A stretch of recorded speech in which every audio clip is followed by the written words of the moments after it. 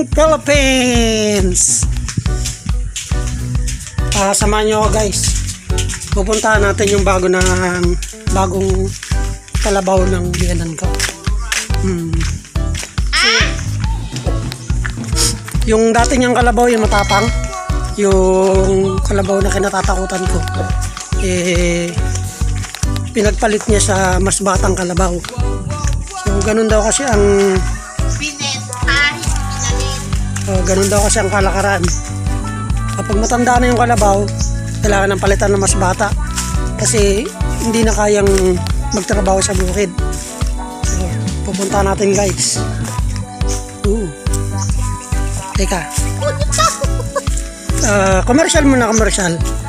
Ito nga pala, ito. Yan, yung mga tanim na kamatis, tataniman niya ng sitaw, tsaka upo. Yan. Ito, guys, ito. Mga upo yan. Papagapangin yan hanggang sa taas. Yan ang itsura ng sapaw niya. Diyan papagapangin yung upo. Diyan siya mamumunga. I-update ko kayo, guys. So yung mga sili na tinanim ko, yun o. Yung mga sili na jablo kung tawagin. Super anghang daw. Sabi nung nagbigay sa akin. So guys, tara! Puntahan natin yung kalabaw!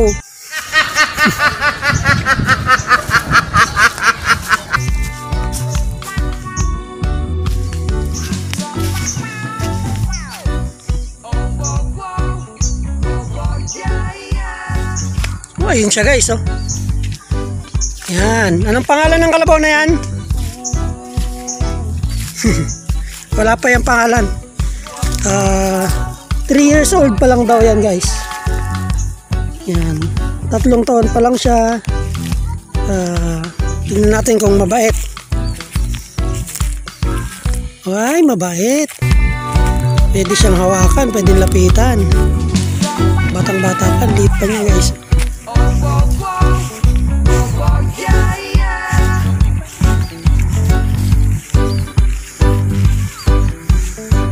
Pwede sakyan?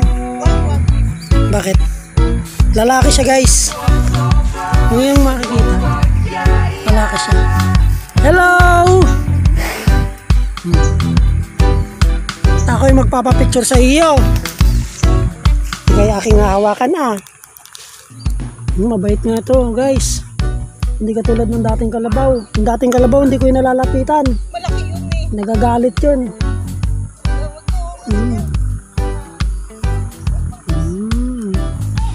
Hoy, be, kunin mo ko. Hindi, dito ka banda.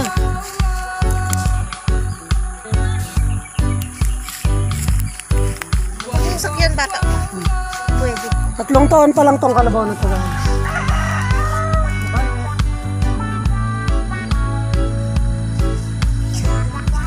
Ulo lang ang hawakan mo. Baka may kiliti yan, biglang tumakbo.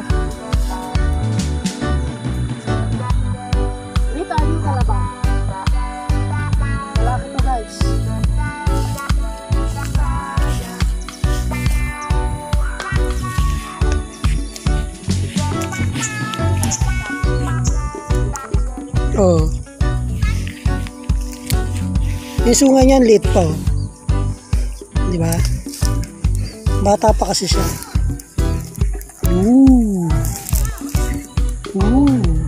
Gustong-gusto niya hinahawakan siya, guys. Gustong-gusto niya hinahawakan siya.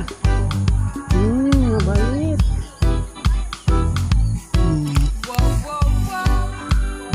Mabait na kalabaw.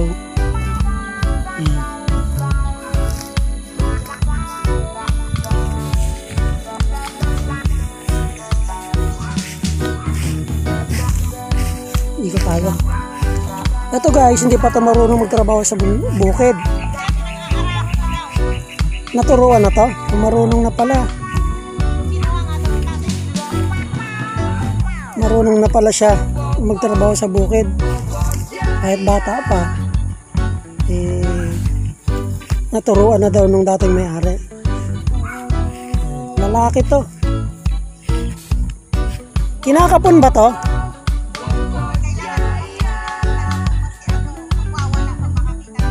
Nakapon na to.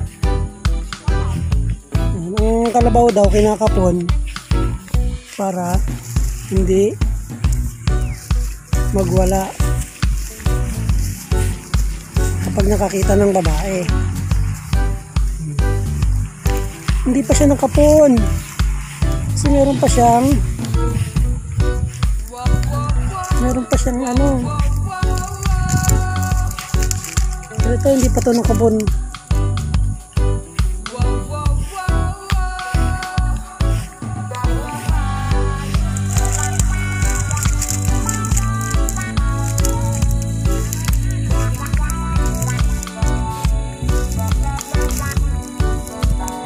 Gusto niya nagpapapicture oh.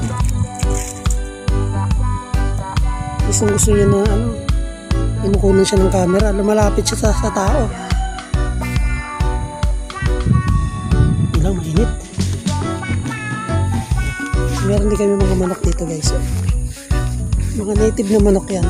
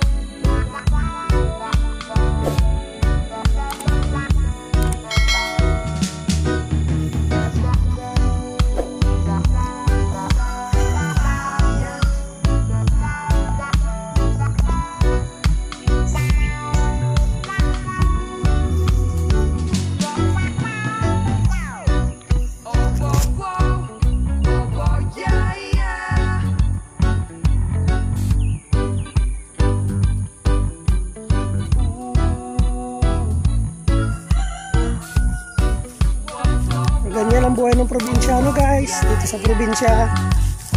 Siyempre, kailangan may mga hayop kang alaga. Labaw, manok, kambing. Kambing.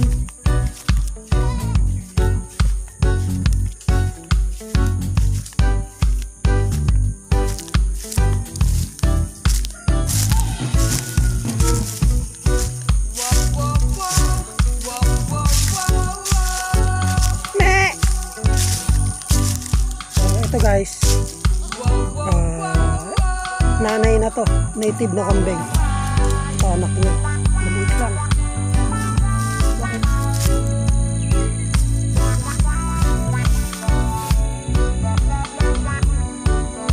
Lalaki yan.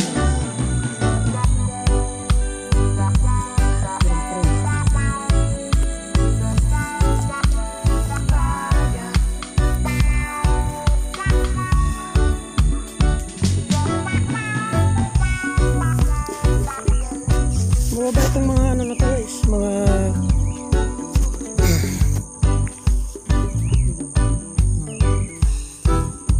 hawakan niya. Me! Me! Me! Me!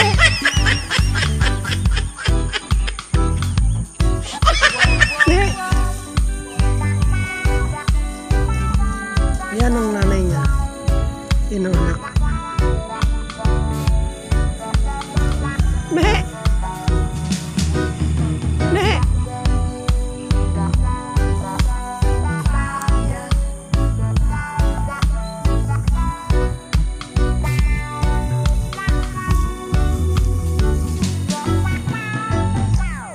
May isa pang anak yan eh.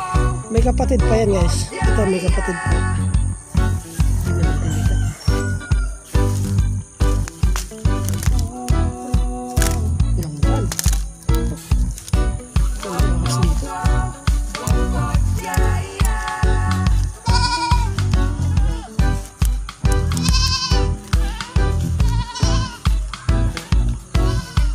Yun.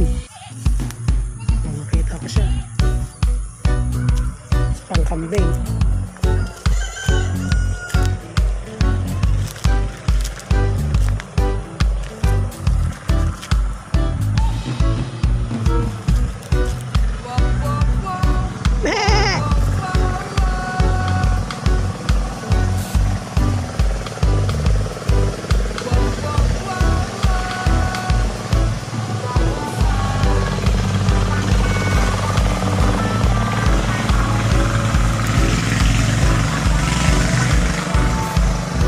Maganda rin mag-alaga ng kambing guys, no? Kasi basta meron kang malawak na lugar na maraming damo kung saan sila makakakain, ayos na. Hindi katulad ng baboy na kailangan mong bilhan ng pagkain. Pero ang mahirap lang sa kambing, mahirap magparami kasi pag tag-ulan karamihan sa kambing nagkakasakit. Mahina yan sila sa lamig, hindi pwedeng nababasa. Me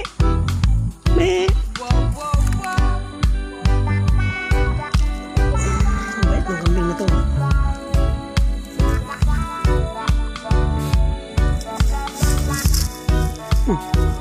Tulo.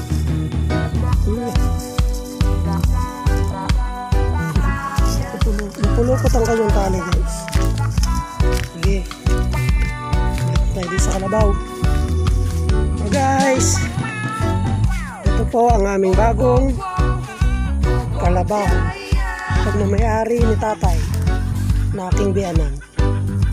3 years old na kalabaw yan guys, nakakasama namin sa bukid.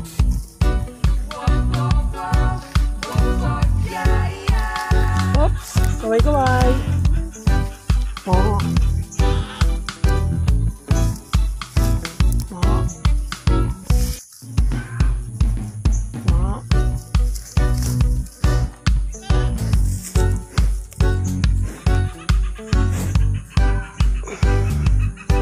Mabait na kalabaw.